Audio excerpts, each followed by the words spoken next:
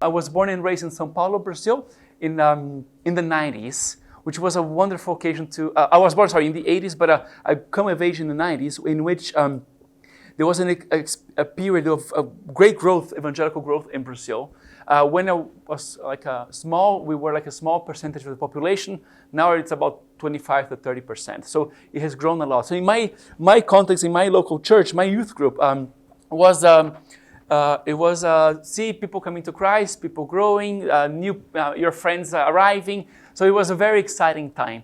And one of the things we're going to talk about now is soils, because we realize that different places have different soils, different stages in organizational histories, our context, our cultures. So we to try to pay attention to those factors. So let me share with a few biblical convictions before we launch into our first discussion. A few convictions. So from the Gospels, whereas we're seeing the Gospels, right? From Matthew 13, Mark 4, and John 15. Could I ask three of you to open passages? So Matthew 13, someone who can read verses 24 to 26, if that's okay. Because a few biblical convictions. So the first, the seed and the yeast of the gospel grow and produce life. Jesus teaches those in the parables, right, of the mustard seed or the yeast that enlarges the dough and produces life. So let's read these verses 31 to 33. He put another parable before them, saying, "The kingdom of heaven is like a grain of mustard seed, that a man took and sowed in his field. It is the smallest of all seeds, but when it has grown, it is larger than all the garden plants, and becomes a tree, so that the birds of the air come and make nests in its branches." Thank you. Wonderful. Yes, so Jesus compares the gospel to a mustard seed, which we know is very small, but then it grows into a large tree. We have this tension, right?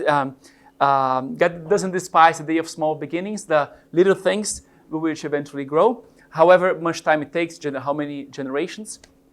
And I like that Jesus uses the image of agriculture, of a plant, of a tree. It's not something which is mechanical, purely man-made, like an industrial process or anything like that, but he compares that to a seed that grows into a plant. And we are like gardeners, right? Like Adam and Eve put there in God's garden to cultivate God's garden. So we have to pay attention to the soil, to the conditions of the weather, to the cycles of seasons, and see the purpose both of rain and of sunshine. Good seasons of rain and seasons of sunshine both have their roles. So let's read also Matthew 13. Let's read also verses 24 to 26. Please, Lindsay. He put another parable before them, saying, "The kingdom of heaven may be compared to a man who sowed good seed in his field. But while his men were sleeping, the enemy came and sowed weeds among the wheat and went away. So when the plants came up and bore grain, then the weeds appeared also." Yes. So we sow the seed of the gospel, but someone else sows weeds. So different kinds of things which get mixed, right? I'm very glad that Jesus taught us this parable so we can understand a little bit what goes on, right, within organizations, within human communities. There is human frailty, there is human sin, there are spiritual attacks, a number of dynamics which we have to interact with and be aware of. And then also Mark 4, Jesus tells the parable of the sower, like the four soils, in which tells us that there are various types of soil, and we should sow wherever we are. If it is on the road, if it is on rocky ground, if it is on good ground, we're sowing. We're just like spreading the seeds, and recognize we have different soils. So that happens as well. And then John 15, a final a passage in which Jesus brings out still this agricultural image. "I am the true vine, and my Father is the gardener. He cuts off every branch in me that bears no fruit, while every branch that does bear fruit, he prunes, so that it will be even more fruitful. You are already clean because of the word I have spoken to you. Remain in me, as I also remain in you. No branch can bear fruit by itself. It must remain in the vine. Neither can you bear fruit unless you remain in me." So Jesus also compares us to branches of the vine, right? And we have fruit, if we abide in Jesus, if we are connected to Jesus. And God also does this process of pruning, of cutting off what it doesn't have life anymore, like we see gardeners pruning trees and plants so that it may blossom even more. So we have that as well. So a few biblical convictions as we approach this topic. So let's talk about our soil, our European soil. As we can see, there's a lot of diversity within Europe. When you compare Southern to Northern Europe, Western to Eastern, if it is a Protestant background country, or a Catholic background country, or an Orthodox background country, or on top of that, if there was a communism placed on top of things, right? So we have these factors, and we see different patterns of Christianization, how societies became Christian, and to which extent it was really just political, or if there was real Christianity in the grassroots, and accompanying different patterns of secularization as well. Sometimes they coexist with a religious environment, so to speak, or sometimes secularization is very aggressive, like in France. So we see different patterns, different things, and how Christianity has developed and develops, and the challenges it faces nowadays. So we can see the next slide. I listed just a few of the ones we can think about. European challenges to gospel work. So, of course, the secular environment we talked about, and here we see also the general affluence and easiness of modern day life, right? In which I feel like maybe our biggest competitors are not really often other faiths, but it's just entertainment, technology, having a good time, and TV, and it's all of those things. Then we see a longer journey toward faith, as people now is not within a Christendom environment, like we see still in some other parts of the world. Discipleship, Christian discipleship can be can become easier or simpler. Like you get people to, okay, so God exists, Jesus is my Savior, Christian life, the Bible, okay, off you go and go serve. But now we have to often come to terms with the longer processes in which people have more questions. Often now the family is being more and more weakened, so people are often have to be reshaped and reformed as people, not just as in our religious belief, but also as in our emotions, our relationships, and all that. So it takes a longer journey towards faith. It's very relationally intensive work. It takes a lot of time, meals, energy, love from ourselves, right? There's a limited evangelical ecosystem around us in many cases, like in terms of seminaries, in terms of Christian magazines, or ministries that do faith and mercy work. And so often we don't have as much help, those who are on the ground. There are also various and faulty expectations of what a church should be. People come with certain expectations. And I've seen people in my own context in Rome, Italians bring some, they don't know it, but some Catholic expectations of the priest as a father figure, and have some expectations on the pastor, that you invite them for dinner, they will be kind of a family, so to speak. Or people who come from more communist background countries, they don't have as much relational expectations, and they have a very strong service ethic. They're some of our best servants at church. They learned how to do it in their own country, so they want to serve God, and they often do serve silently, and we see different personalities come out of that. Here in Italy, here in Europe, as someone coming from outside of Europe, I notice also a general lack of hope. Less hope that things can really flourish, people can come to faith, churches can grow, and there is also human frailty and sin. The weeds of the gospel, the weeds that get intermixed with the seeds of the gospel. So some of the challenges. So let me share some paradigms, some wisdom from different sources, so we can start to think about how to address all that. First, a caveat: 3 models from North America. Think it is a very different soil. It's a very different context. We can learn from it, but we have to then filter to understand our own context. This one is from a church consultant called Tony Morgan, a good book, in which he applies the organizational life cycles thinking toward churches. And he proposes this kind of phases in which organizations go through and churches go through, in which there is first a stage of launch, which is very exciting. It's like giving birth to a new baby. You're full of passion, full of energy, full of love. You do a lot. something gets born. A church gets born. Then it can pass to a phase of momentum growth, in which there's this first years where there's momentum. People are excited to a new thing that has energy. They start inviting their friends, and it's a very exciting phase as well. But then a church has to pass to a phase of strategic growth, has to make certain decisions and changes so it can sustain that momentum. So it doesn't say only organically, but we can start new ministries, raise new leaders, maybe procure funds or a building or things that will maybe sustain what was at first just organic. And the goal is to maintain a long phase of sustained health, of maturity.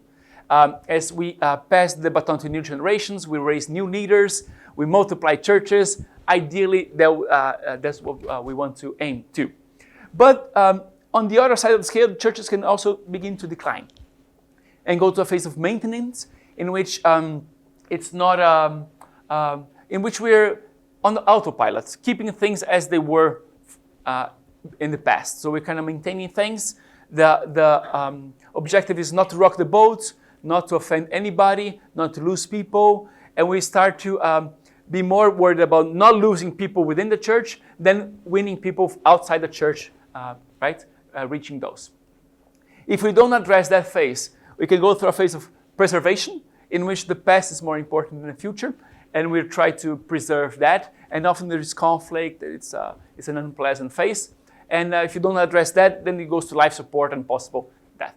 So some thinking in which we can think about our own context, our own churches, where we are. We might be in different places of this curve. Some of us are here, some of us are there. So it's good to observe and have some thinking because it's different phases. Like a human being who can be a child, who can be a teenager, a young person, get married, retire. Like we go through different phases in life in which we face different challenges. And the final comment on that, you see those lines separating those phases. These are kind of the barriers we are also talking about in which we reach certain ceilings. Growth doesn't happen like on a continuous line like this. We would hope, right? It will be like a, but often it'll go like children. There are some growth spurts, then there are phases in which we stabilize, then like something like this, right? So like maybe plateau, then we grow again, then maybe have some decline, then we grow again, and this is very organic. This is what happens. I wish it would be always like that, like predictable, linear. We can forecast the future, but often we go through phases. Any human group goes through phases, and churches go through phases as well. And we have to understand it, embrace it in some way, and know how to understand those phases so we can maybe hope to pass on to another stage. Good. Okay. Let me give some other input. This one from still in a North American context, but a little bit closer to the European one, which is Tim Keller. He wrote a paper, very good paper, called Leadership and Church Size Dynamics. I'll give you the bibliography at the end, but it's a very good, you can find it for free on a PDF on the internet. So he talks about stages. So of course, North America is a different context. So he divides it between, talks about a house church, 0 to 40 people. Then maybe he calls it, I don't remember, but 40 to 100 to 200, and then 200 to 400, 400 to 800, and then beyond. So of course, for us, it's hard to even approach those later numbers. But let me share some of these principles he shares to the North American context, some of which are applicable here. And so he mentioned the house church, 0 to 40, and now he's talking about 40 to 200. And then he mentions this. The small churches crosses this 200 barrier through multiplying options, maybe more services, more groups, more ministries. Going to multiple staff, so not relying on a single pastor, but having either a second pastor or someone who works with children, worship, discipleship, youth, something. Shifting decision-making power away from the whole membership. Because in the beginning, we take decisions by consensus. Everybody has to be on board. Everybody has to agree with a certain decision. And over time, we have to not be limited by that, because the bigger the group, the more diverse it will be, and the harder it will be to reach consensus. 4, becoming more formal and deliberate in assimilation. In a group this size, if she arrives, we all know she's new. And we go to greet, welcome, who are you, let's come for dinner, etc. But in a group of 100, sometimes you kind of start losing, right? Who's new? Is she coming for the first time or the third time? And we have to be more attentive to those things and have ways of assimilating people into the church. And then thinking of moving the pastor away from a shepherding every one row to be more of an organizer, administrator, in which the pastoral care is not does not rest primarily on the shoulders of the pastor. Like he cares for or she cares for everybody, but think about small groups or classes or men's and women's ministries, some kind of way of taking care of people and nurturing the life of the church. So he goes through those different phases of the church as well, and he brings some principles. So the idea is the more the churches grow, the more they go through towards that direction, in which there is increasing complexity. In the beginning, churches tend to be more homogeneous. They reach one generation or one social class, be more like a working class or more affluent. They might reach one race. But the more it grows, the more you have people from different races, different contexts, men and women, different ages, maybe different political views. So things start getting more complex. So it's a reality. So there's a shifting lay staff responsibilities. So also there are more people who emerge as leaders and who carry more responsibility. There should be increasing intentionality. So for example, the assimilation of a new person, we have to think, maybe let's think about, for example, an adoption ministry in which there's someone who will think, she's new. Let me invite someone from church to be, for the 3 months, for example, to be a friend and show her around, introduce her to friends. Let me give you an example, like in the church where I was born. My parents were new. My father also was new to faith, and they were doctors. So the pastor of the church, he invited another couple, which was more a mature couple, to there's a new couple, why don't you invite them for lunch and kind of walk them through, and they become very good friends. And then my mom and them, they become pregnant, and now became best friends with their son. So it was a process in which there was some intentionality in the beginning to welcome my parents, and then how that played out over time. The more things develop, the more there should be redundancy of communication. So if you're a small group, an announcement or the word spreads very easily. But the more you grow, the more you have to do newsletters, website, announcements, repeats, and so the information really gets to people. When it's a smaller group, everybody serves. There's someone singing, someone giving announcements, and we do from our heart, which is very good. But the more he talks about, this is in New York as well, is his context. The more it grows, the more people who arrive don't have any connection to the people who are who are ministering to them. So the more you try to also raise the quality, like musicians who can play well and etc. There should be more openness to change. The shifting roles of the minister, as we mentioned about not only the primary shepherd, but also raising other leaders who can help care for the congregation. You also structure smaller. You have to find ways for the church to remain small as it grows, in which there are contexts in which there are still intimate relationships, in which there is discipleship, small groups or discipleship groups. And the more the churches acquire certain personalities, there's a vision, emphasis on vision and strengths, and we are called to do the basic things that church does, but maybe do something very well. Might be evangelism, it might be worship, it might be mercy ministries, and church acquires personalities. So another input from another context. So just more information here to the fire, so we have a conversation at the end. And let me go to a third North American perspective. This one is a Canadian pastor. He very entrepreneurial type as well.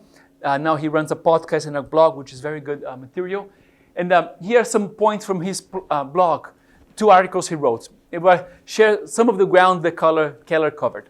6 keys to breaking those barriers. Of course, those numbers are bigger in North America. Here we will find smaller numbers, right? Maybe up until 20, then 20 to 40, 40 to 80, then to 120. So I know it's different, but just let's, then we'll translate it later.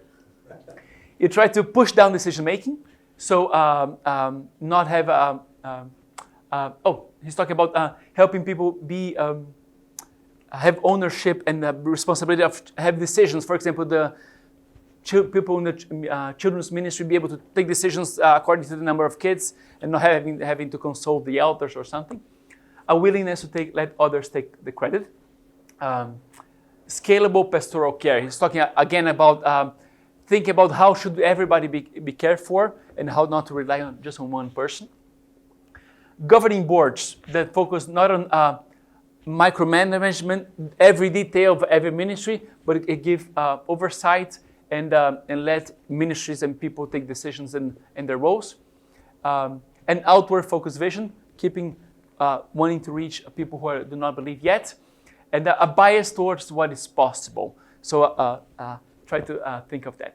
And then he wrote a second article in which he covers that from another side. He talks about top reasons most churches never break, the other side, right? So we are structured to stay small. That's kind of, it's not much of a spiritual issue often, but it's more a structural issue. How things are organized, if there is room for people to arrive and be assimilated. The pastor does everything. The pastor is the primary caregiver and doesn't delegate and doesn't raise others. I don't remember what he means by that, but it was one of his points. There are too many doers, not enough leaders. We want to raise enough leaders. The team is not aligned, so there's ministries going different directions. Micromanagement, and the leaders make too many excuses. So this is try to encourage people to think about that. So some of those inputs. I know it is a little bit overwhelming, and it's a different context. It's those numbers they talk about. Of course, we have different numbers here in Europe, in which up to 0, you get 20 people. It's a massive effort. In which a couple or a few, it's a bigger percentage of people. You don't, at least in our case in Rome, we don't receive many Italians who come like, I'm an evangelical Christian looking for a church for me. It's often through evangelism. It's a lot of work. Then you go from 20 to 40, in which there's not just one group, but maybe 2 groups or 3, and that's a phase, a transition to go through as well. Then if you reach about 75 to 80, then churches often reach that phase, and it's a different kind of shape. Then as you go through those. But I just wanted to have some of those inputs from North America, so we can talk about those, and some are more applicable, some are less applicable. Bearing in mind that they're thinking about big organizations, and we often have a more organic scale of churches. So let's think about 2 inputs for Europe. This is a Norwegian pastor and church planter, a movement which encourages church planting in Europe. And he talks about the way he frames it. He talks about this way. He talks about a pioneering phase, which is outward focused. Then a structural phase in which you are inward focused. So similar to that momentum growth and strategic growth. You have to build structures. You got to raise leaders, prepare ministries, maybe a room, facilities, or things to help accommodate that, and more inward focus to the functioning of the church, how we are functioning well.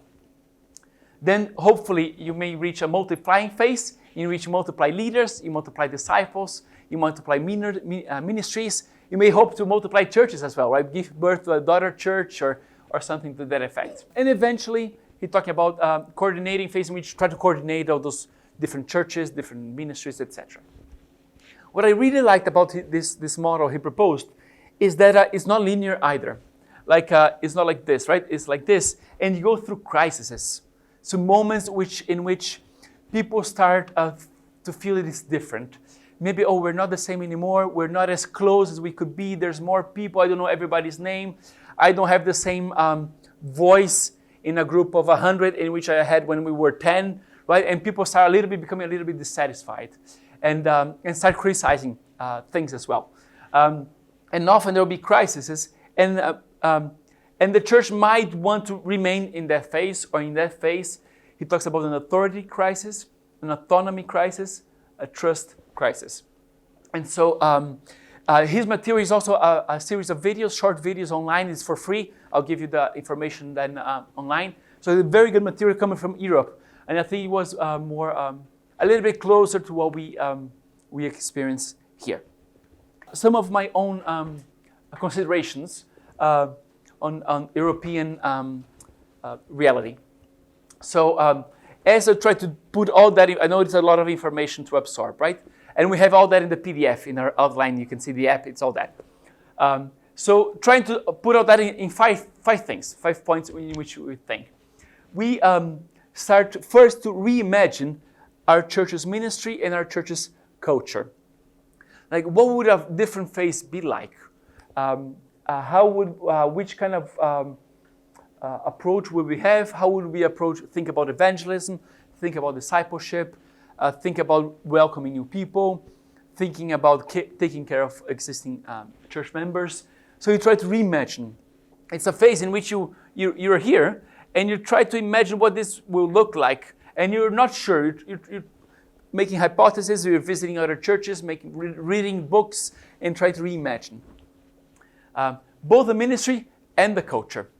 A lot of it is working on the culture of our church, in which we believe that things are possible, that people can come to faith again, even in our generation, in which churches can grow, in which churches can be multiplied.